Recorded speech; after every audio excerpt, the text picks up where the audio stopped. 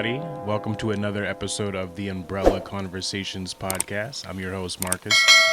This episode is going to be called Doing the Opposite. And what I mean by that is I was actually inspired by one of my favorite TV shows growing up and one of my current favorite TV shows now, which is Seinfeld. Now, there's an episode for those of you, if you've been living under a rock that don't watch Seinfeld. I'm not even sure how you exist if you don't watch Seinfeld, but nevertheless, if you've never seen Seinfeld, one of the characters, he's just having a terrible time in life. He's just hating his job. He's living with his parents. He just feels like he's a bum, basically. And he brings this up to his friends, and Jerry, the main character, says, well, basically, if every instinct that you have in you so far has been wrong, then wouldn't it make sense that doing the opposite means that it would be right? And I feel like that really, really stuck with me. Now, in the episode, it's pretty funny because then, like, George does everything the opposite. And, of course, everything starts going his way. He approaches women. He finds a girlfriend. He goes and interviews for a job, completely nails it. He just does everything in his life completely opposite of what he's normally and used to doing. And things just all of a sudden go his way. I think the concept is hilarious because it could be actually very true. I mean, they do say that, the best things in life are just like right on the cusp outside of fear. I think we're habitual as people. We do things consistently and in habits and things that just kind of make us feel like we are doing things correct, or we have a certain method and mode of how we do things. But it's very like methodical and it's very habitual. Stepping outside of our comfort zone and stepping outside of our habits is extremely difficult. But what if there's better experiences on that other half, on that other side, around that corner, if you just say yes or if you just said no? There's been a few times in my life that episode came on when I was a kid, but I've always had that in the back of my head so that when situations have kind of came in my life, especially later on in life, I think when I got to be older, more of an adult, you start to gauge. Everybody has the what ifs. Everybody has cases of the what ifs. What if I would have chose this? What if I would have done this differently? What if? But the crazy thing is, just like when you're looking at, your life and you're looking at the past and you're looking at the future, but you're not really thinking about the present, it is pretty crazy to think that what if a simple thing like doing the opposite of what you normally do can completely change your life. And I don't mean that on, you're going to win the lottery or, now all this good luck stuff is going to start happening to you. I'm just saying that what if the experiences in your life get better the more you step outside of that comfort zone and the more you start saying yes, but also the more you start doing the opposite of what you normally do. Now, this episode is the first episode of the new year, and there's nothing more cringy to me than the whole new year, new me. Like, I've seen enough people talk about that. I've never understood that. I've never understood actually waiting to the new year to even say you're going to change. Like, what? Nothing's stopping you from changing in May. Nothing's stopping you from changing in the summertime. Like, you could change your life any given day you want to, but using it as like this specific day is going to get me here. I guess whatever helps you sleep better at night. And some people do stick to it. Some people do not. Most do not. I feel like people should actually be looking at the new year more of, I'm going to do the opposite. Now, what if the past year that you had has been awesome? Well, then why would you change anything, right? Whatever you're doing has been working for you, or has been bringing you happiness and has been bringing you, new life. Awesome. But to be complacent and to be stagnant does seem like it kind of takes you back in your life. It doesn't seem very progressive, and it does seem like you're missing out on growing as a person and continuing whatever this, whatever this thing that you're on of good luck, or this journey that you're on of just like new experiences, it expands it. The more you step outside your comfort zone, because probably how you got there was stepping outside of your comfort zone. And of course, what if you had a terrible year? What if your last year was shit? Well, then obviously doing the opposite makes a lot more sense than just doing the same exact thing. And I know we've always heard the whole thing of, doing the same thing over and over is the definition of madness or whatever, insanity. True. It's very true. I think that there are incredible things right outside of fear. So there's, like I said, there's a couple things. This is going to be a quick one. This episode, by the way, this episode is another walk with me, quick episode. This is just kind of like a one-on-one with me and you. So basically, there's a couple things that's happened in my life or experiences that I'm going to say that I did the opposite, and it actually worked out in my favor. So one of them, one of these experiences is when I was in college. When I went to Temple in Philadelphia, there was something in the student center. There was a speech going on. There was like a gathering going on for speakers that were going to be talking about business and like all kinds of things, right? And it was on the top floor of the student center. One of the people that were going to be speaking there, though, was Benny Boom. If you don't know who Benny Boom is, legendary, not only like hip hop video director, but he's also directed like a lot of movies. He's directed a lot of things, produced a lot of things. Dude's incredible. If you haven't looked him up, IMDb him, and you'll see all the stuff he's probably seen or and directed that you had no idea. Or if you're a 80s, 90s babies, you went to high school in the 2000s, you know who Benny Boom is, just like you know who like Hype Williams is. So, nevertheless, Benny Boom's from Philadelphia. He's speaking at my college. The whole time I'm in the audience, around this time, I'm kind of getting into, I spoke on my last podcast. The last episode I spoke about getting into my first company, which was selling t-shirts, but I'm putting paint on t-shirts, selling around my campus and whatnot. And it was really taking off. So it was at that same exact time, Benny Boom comes and does this speech and he's talking. And the whole time I'm in the audience, I'm just thinking like, man, I would love to get some clothes on him or someone from a video that he's shooting or just someone, a performing artist that he's directing or like something. It would be awesome to get some clothes on somebody. So I'm sitting there thinking like, man, this would really like change the trajectory of my company and this would really like do amazing things. And we're already killing it. It seems like on campus, like this seems like the next move, which in reality, like, you have to be kind of delusional to think that you're making that much progression in a short amount of time to start asking video directors to like put you and put your product in videos and stuff. I was crazy for for thinking that. I'm not sure why I was so confident, but it worked out for me.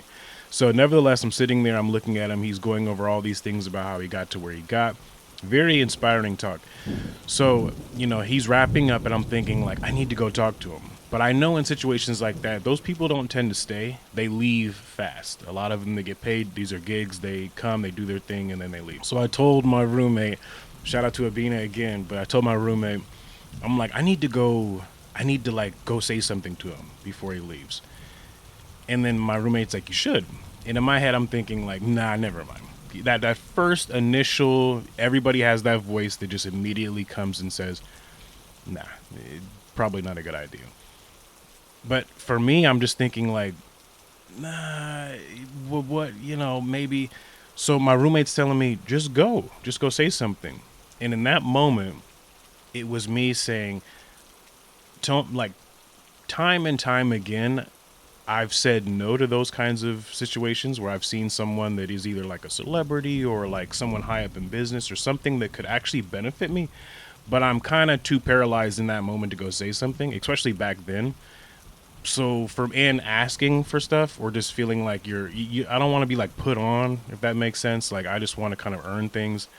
So I just feel like I don't want to be like a groupie to this dude. Like he's probably heard this 1,000 times, but something, inside of me was just like, maybe I should forget it. Like, F it, do the opposite, get up, follow him out there and go say something. Like really try to put yourself out there, really try to get your company out there. try it. What's the worst that could happen? He can laugh at you, or he say no, or he just walks off. And there's been plenty of people that I've tried to say something to that have said, no, I'm good.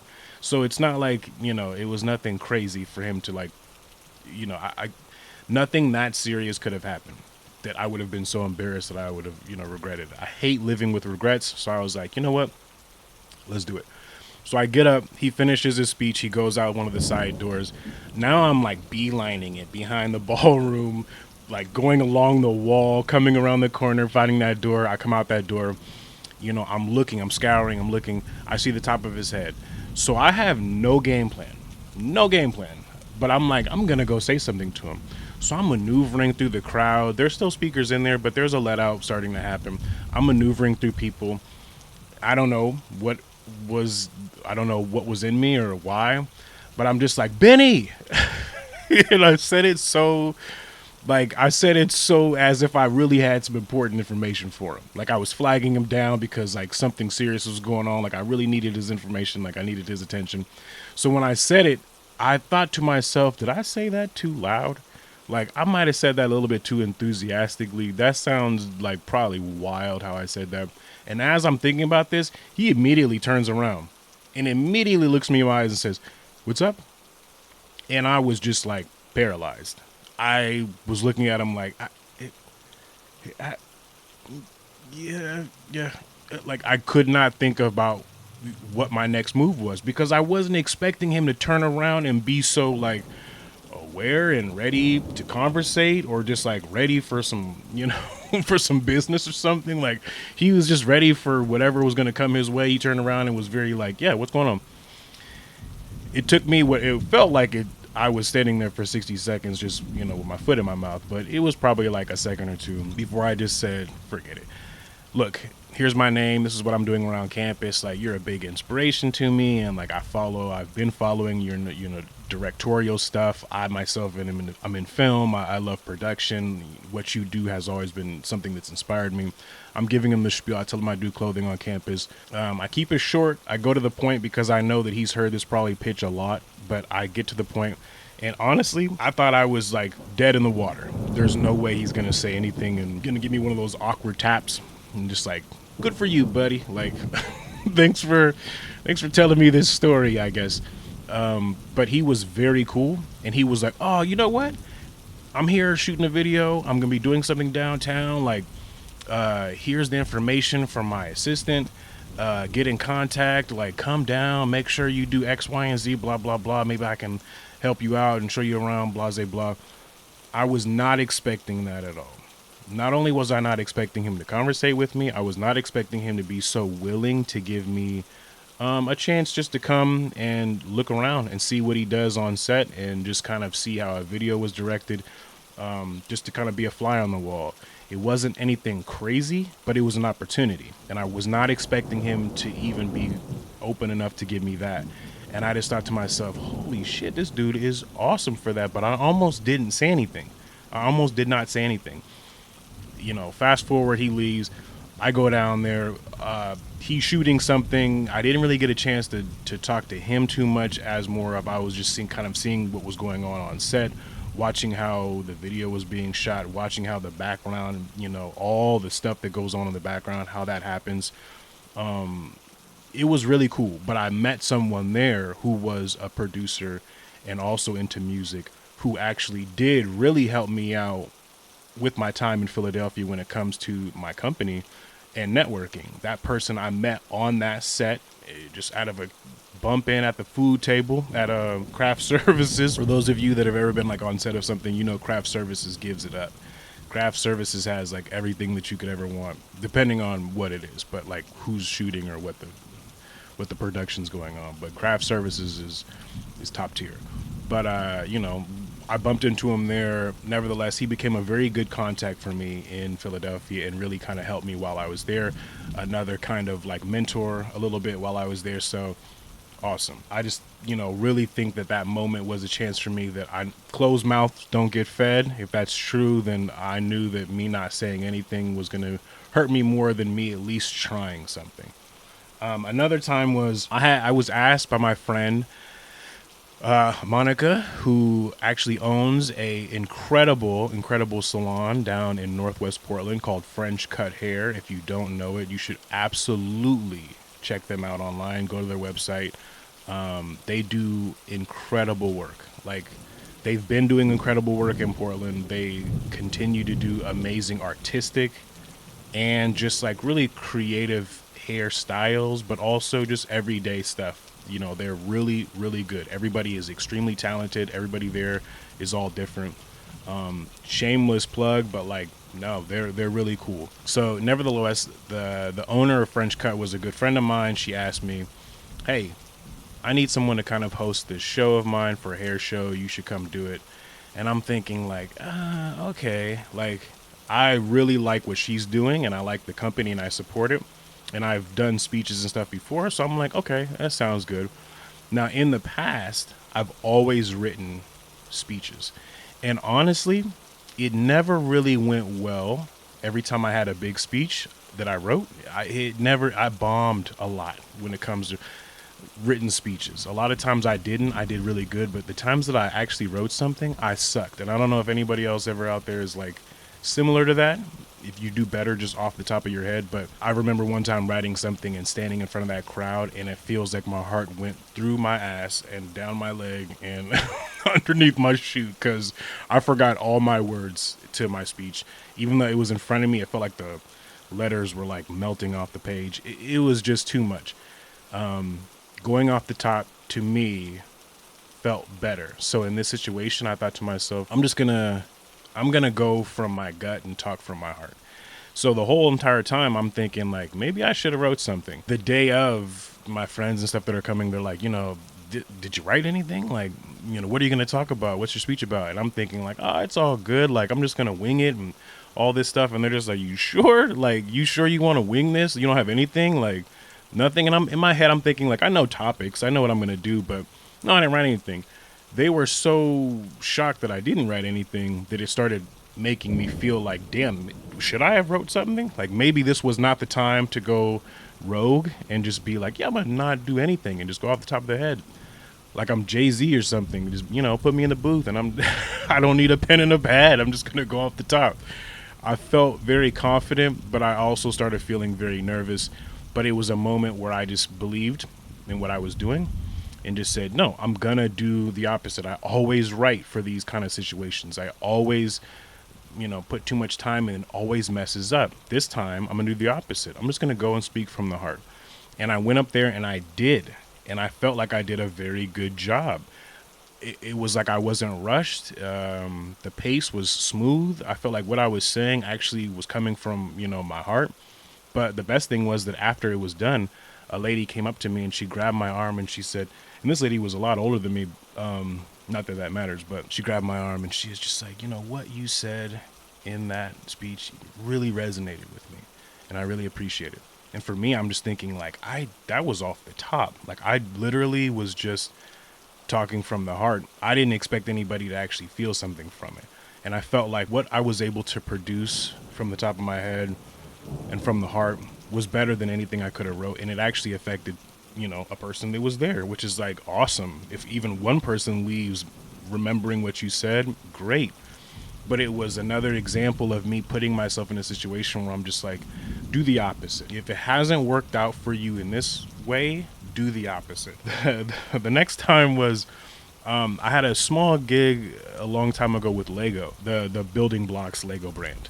So I was working a convention for kids, and they asked me to work it.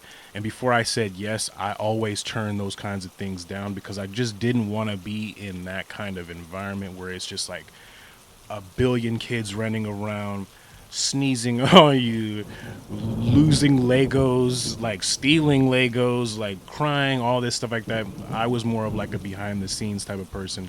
But I said yes to working in the convention because I just felt like I wanted to kind of go a little bit more above and beyond in that role that I was currently in and show that, I can kind of be a person that can play a lot of different avenues in the company.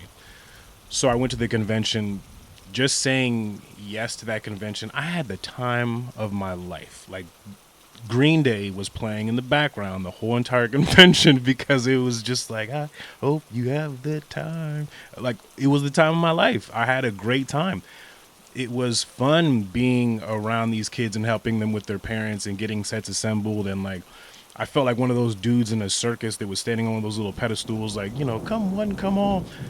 Me, who didn't want to work the booth, ended up having a booth where I feel like most of the people were coming to.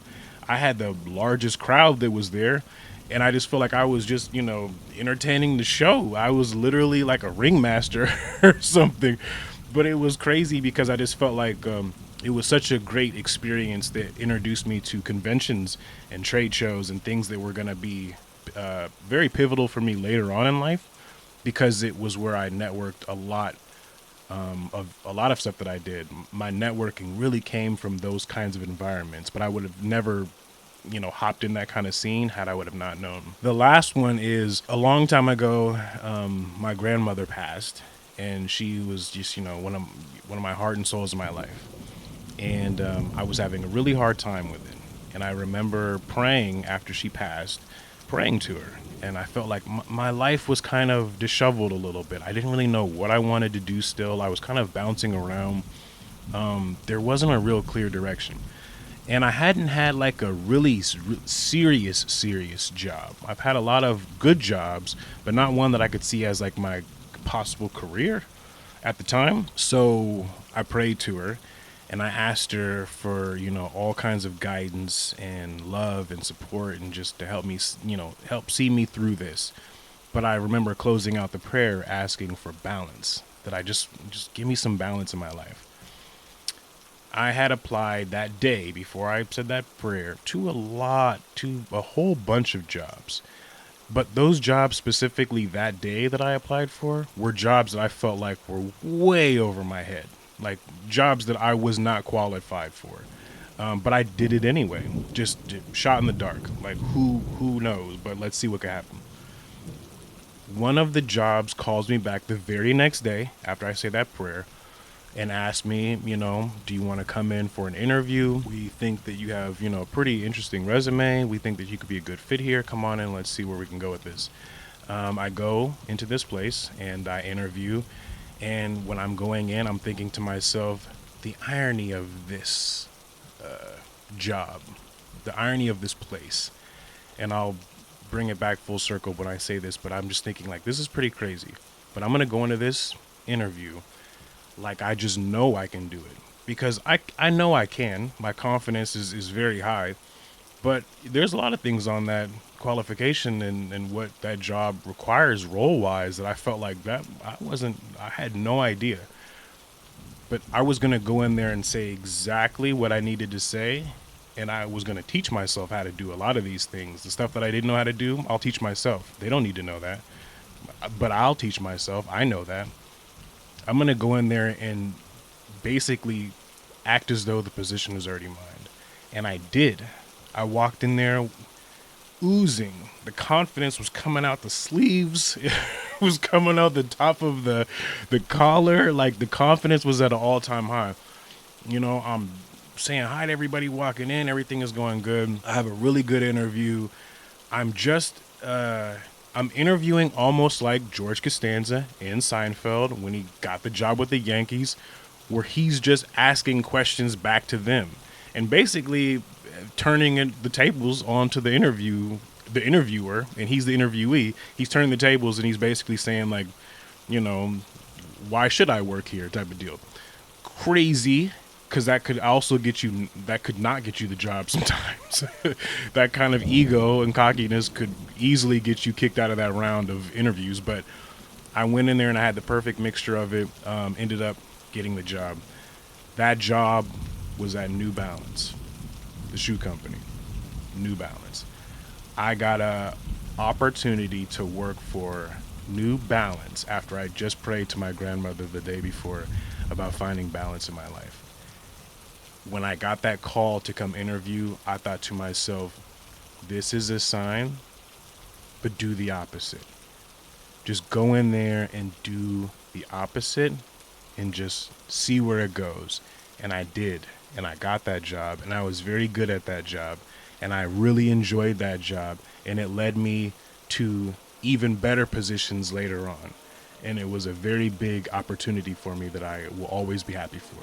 So those were just a couple examples of when I decided to do the opposite and it actually worked out. Sometimes you need to do the opposite to provide incredible experiences that could really change your life. The best things are right outside of fear. Do the opposite. I'll see you next time. The Umbrella Conversations podcast is brought to you by MMI2 Interactive Research, providing clients with the highest caliber of innovative marketing solutions and research data at the speed your company needs. MMI2, we aren't just your vendor, we're your partner. And also by Portlander Ave, a lifestyle brand creating thoughtful Portland-themed products that aren't only creatively beautiful, but they also serve as a nostalgic purpose in our customers' lives. Portlander Ave, 100% Portland, from 100% Portland.